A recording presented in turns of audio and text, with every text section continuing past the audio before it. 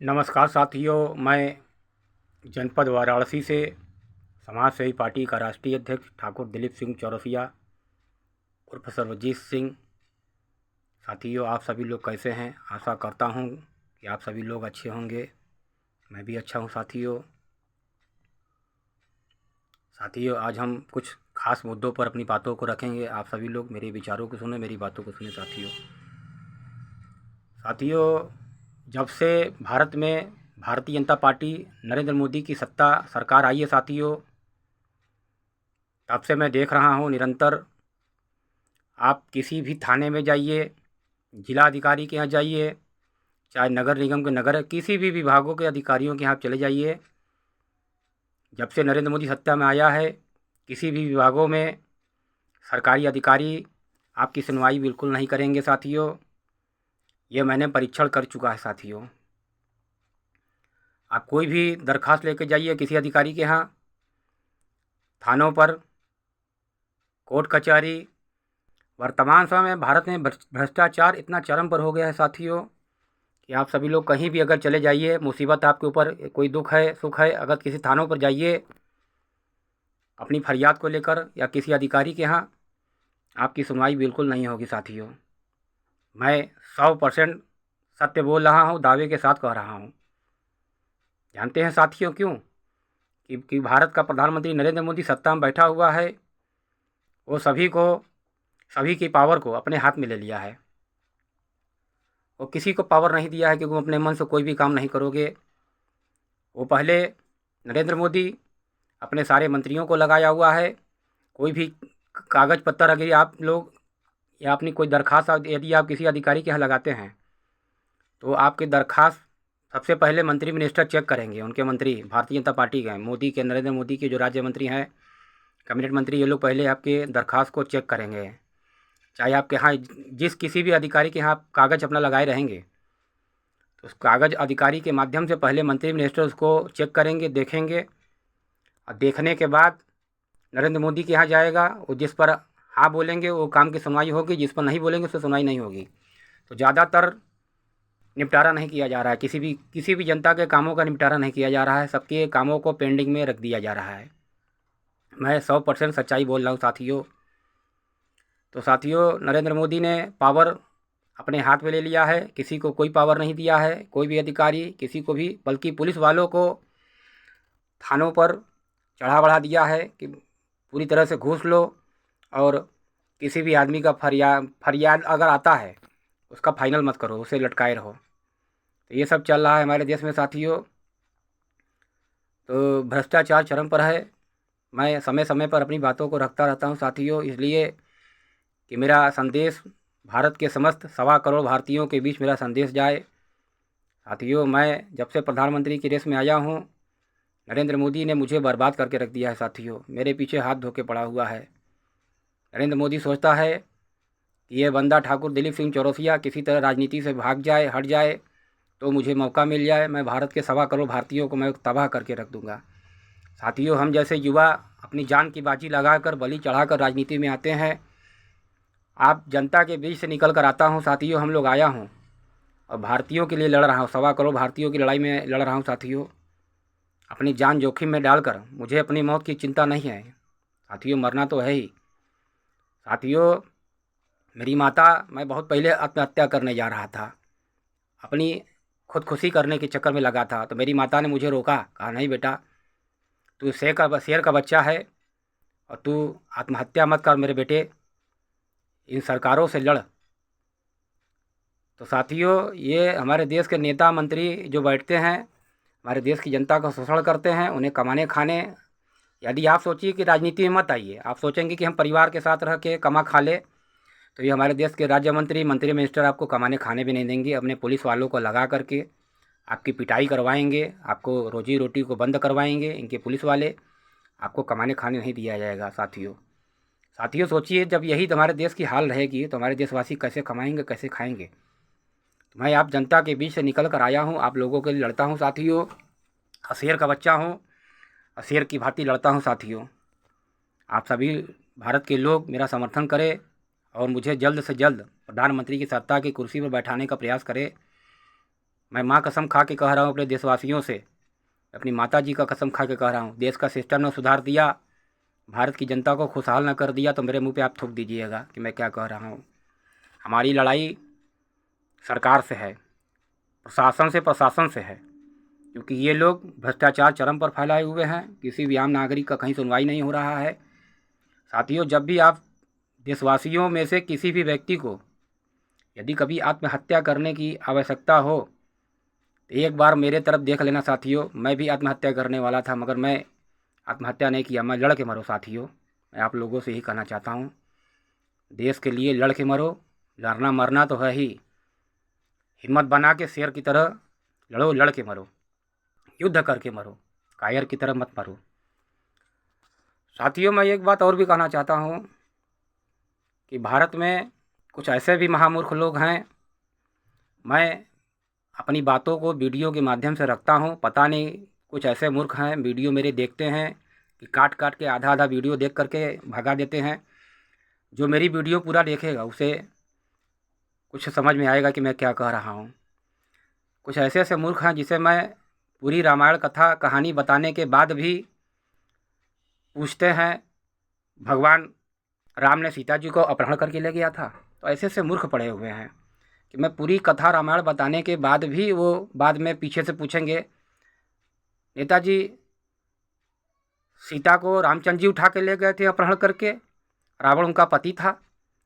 ऐसे ऐसे मूर्ख पड़े हुए हैं, ऐसे ऐसे सवाल पूछते हैं, मुझे बहुत ही गुस्सा आता है। मैं क्या करूं, मैं कुछ बोलता नहीं हूं।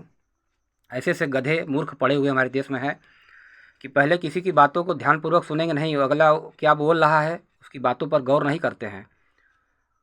तो मैं सारी सच्चाइयों को बताने के बाद भी पीछे से मुझे रिपीट करके बेवजह फालतू की बात करते हैं। ऐसे ऐसे लोग गधे मूर्ख पड़े हुए हैं, मैं क्या बताऊं। हमारे देश में असामाजिक तत्व भरे पड़े हैं। तो साथियों, ऐसा नहीं है हमारे देश में जो लोग आज हमारे देश की जनता को सता रहे हैं। मैं विज्ञान से ज़्यादा भगवान पर भरोसा रखता हूँ। कुछ लोग हमारे देश में ऐसे भी मूर्ख हैं जिन्हें लगता है कि विज्ञान ही सब कुछ है। तो मैं उन मूर्खों से कहना चाहता हूँ, विज्ञान दिव्य शक्ति, भगवान की शक्ति का बच्चा है, संस्कृति का हिस्सा है विज्ञान। आज इतनी बड़ी पृथ्वी ब्रह्मांड पूरा भगवान की बनाई हुई, हम लोग भगवान की ही अंश हैं। हाँ, भगवान ने जीवन दिया है, अंत के लिए भी उसने ऐसा सिस्टम बनाया है कि जो धरती पर आएगा वो मरेगा। तो साथियों, जो विधि का विधान है, जो धरती पर आता है उसे मर के एक न एक दिन जाना ही है। ये भगवान के बनाई हुई संरचना है जो उन्होंने बनाया है। साथियों, रचना भगवान ने किया है। जो मनुष्य धरती पर आया है वो एक न एक दिन मर के जाएगा। विधि का विधान है, जब जिसका आएगा उसको जाना है। तो साथियों, जो लोग आज सत्ता में बैठ करके देश की जनता को सताने का काम कर रहे हैं, एक दिन उन्हें भी कुदरत की कहर बरसेगी और उन्हें भी सताया जाएगा। आदमी जो बीज बोएगा, जो भी मनुष्य जो बीज बोएगा उसी को काटेगा। तो हमारे देश के नेता, मंत्री, विधायक, पुलिस वाले जो भी लोग जैसा बीज बोएंगे वही काटेंगे। ऐसा नहीं है। आज जो लोग सता रहे हैं मरेंगे तो कटर के कीड़े बनेंगे, पक्का मैं गारंटी के साथ कह रहा हूँ। मौत तो सबकी आनी है, सबको जाना है, बुलावा सबका आएगा। मगर जो लोग जैसा कर्म करेंगे, मैं सभी देशवासियों से सिर्फ इतना ही कहना चाहता हूँ, आप सभी लोग अच्छा कर्म करें, अच्छा रिजल्ट आएगा, अच्छा फल मिलेगा। जो लोग बुरे कर्मों को करते हैं उनका अंत भी बुरा ही होता है।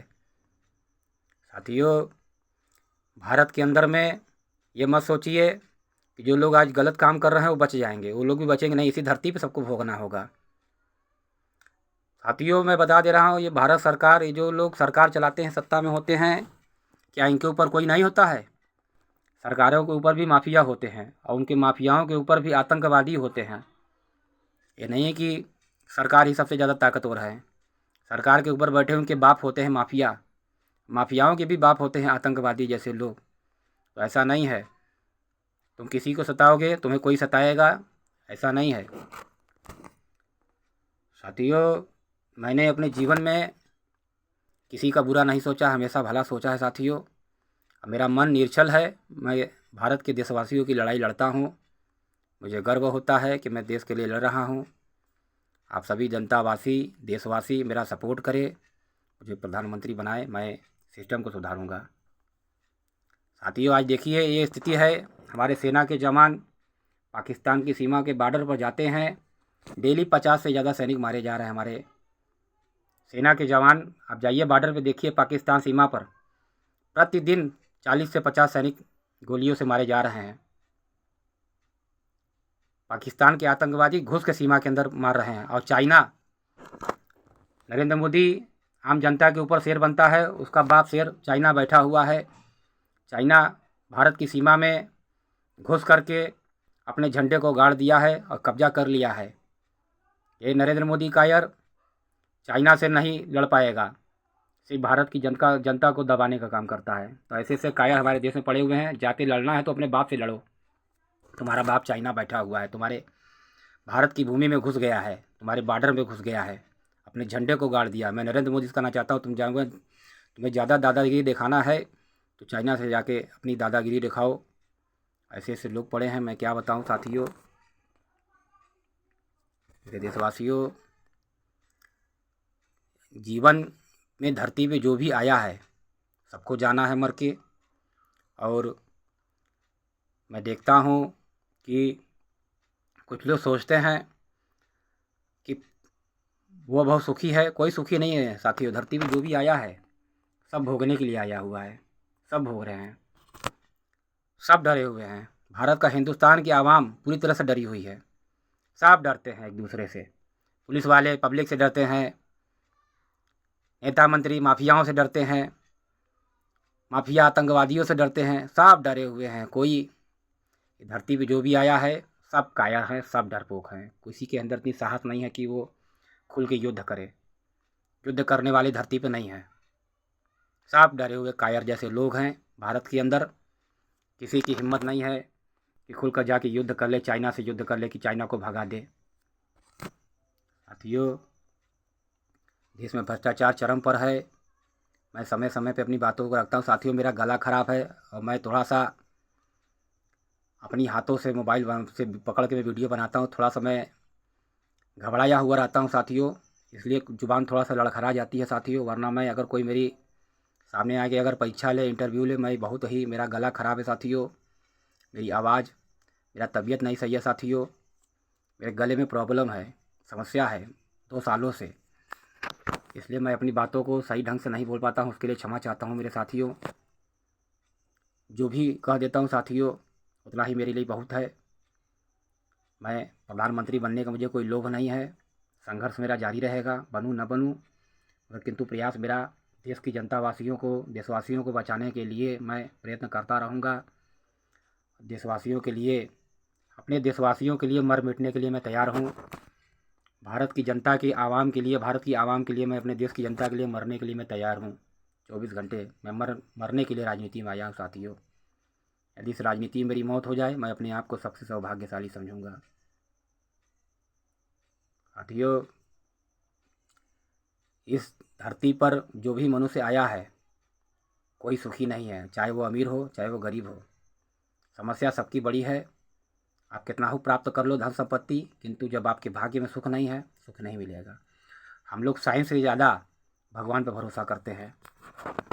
तो जो लोग भगवान को मानते हैं उन्हें भगवान दिखाई देगा, और जो नहीं मानते हैं उन्हें नहीं दिखाई देगा। ऐसा नहीं है कि भगवान आपको कर्मों का फल नहीं देगा। आप जैसे कर्म करेंगे ऊपर वाला आपको वैसा ही फल देगा। ईश्वर को मानिए, ईश्वर सब जगह है, आप जहाँ पुकारेंगे वहाँ है। अपने आप को हमेशा मजबूती बना कर रखें, अपने आप को डरने की ज़रूरत नहीं है। देशवासियों से मैं कहना चाहता हूँ, शेर की तरह रहिए, डरने की ज़रूरत नहीं है। जो डर गया समझिए मर गया। साथियों, जब इंसान डर जाता है उसकी आधी आधी ताकत तो उसी तरह ख़त्म हो जाती है। युद्ध करिए, डरिए मत। ये नरेंद्र मोदी दंगा कराने के चक्कर में लगा हुआ है। ये सोच रहा है किसी तरह भारत के जनता को लड़ा दिया जाए और लड़ा करके दंगा फसाद करा के मेरी सत्ता बनी रहे। साथियों, नरेंद्र मोदी ने भारतीय संविधान की धज्जियां उड़ा दी है। मुझे तो लगता है इसने भारतीय संविधान को पूरी तरह से ख़त्म कर दिया है, क्योंकि भारतीय संविधान के तहत भारत नहीं चल रहा है अपना देश। जिस तरह से पहले चलता था कांग्रेस की सरकार में, भारतीय संविधान से देश चलता था। वर्तमान समय में भारत का जो संविधान है उसकी धज्जियाँ उड़ा दी गई हैं और नरेंद्र मोदी भारतीय संविधान की धज्जियाँ उड़ा के रख दिया है नरेंद्र मोदी ने। साथियों, आप सभी लोग एकजुट हो जाइए। भारत की समस्त देशवासियों से मैं आग्रह करता हूँ, आप सभी लोग एकजुट हो जाइए। इन सरकारों के मुंह पे तमाचा मारने का काम कीजिए साथियों। बाबा साहेब भीमराव अम्बेडकर का संविधान हमारे लिए भगवान का संविधान है साथियों। बाबा साहेब कोई साधारण पुरुष नहीं थे, वो महापुरुष थे, वो किसी भगवान से कम नहीं थे। हम लोग बाबा साहेब भीमराव अम्बेडकर के सामने शीश झुकाते हैं, उनका चरण अभिनंदन करते हैं साथियों। बाबा साहेब हमारे लिए, हम देशवासियों के लिए बहुत अच्छा संविधान बनाया। ये संविधान सर्वोपरि है, हमारे लिए देश सर्वोपरि है। मैं अपने देश के लिए जान देने के लिए तैयार हूँ, मर मिटने के लिए तैयार हूँ। हमारे लिए देश सर्वोपरि है, देश की जनता सर्वोपरि है। मैं अपने देशवासियों के लिए मर मिटूँगा, किंतु मैदान छोड़ के भागने वाला नहीं हूँ। नरेंद्र मोदी तो मेरे पीछे पड़ा है साथियों, मुझे बर्बाद करने के लिए, मुझे मेरी वो हत्या करवाना चाहता है साथियों, किंतु मैं नरेंद्र मोदी से डरने वाला नहीं हूँ साथियों। यही मैं अपनी बातों को ख़त्म करता हूँ। नेक्स्ट वीडियो में साथियों आएंगे। साथियों, मैं थोड़ा सा घबरा के मैं वीडियो बनाता हूँ और इसलिए मेरे ज़ुबान थोड़ा सा लड़खड़ा जाती है साथियों। मैं ऐसे में बोलता नहीं हूँ। मैं आप कभी भी आप सामने से आके बात कर लीजिए, मैं आपके किसी भी लोगों के सवालों के जवाब बहुत ही मैं अस्थायी रूप से मैं थोड़ा सा घबराया हुआ रहता हूँ साथियों। मैं वीडियो बनाता हूँ, मेरी ज़ुबानी लड़खड़ा जाती हैं, क्षमा करिएगा साथियों। जय हिंद, जय भारत, भारत माता की जय, भारतीय संविधान जिंदाबाद। बाबा साहेब भीमराव अम्बेडकर अमर रहें। स्वर्गीय दीनानाथ चौरसिया अमर रहें। माता उमा देवी चौरसिया अमर रहें। जय भवानी, जय राजपुताना, जय माँ दुर्गा, जय महाकाली।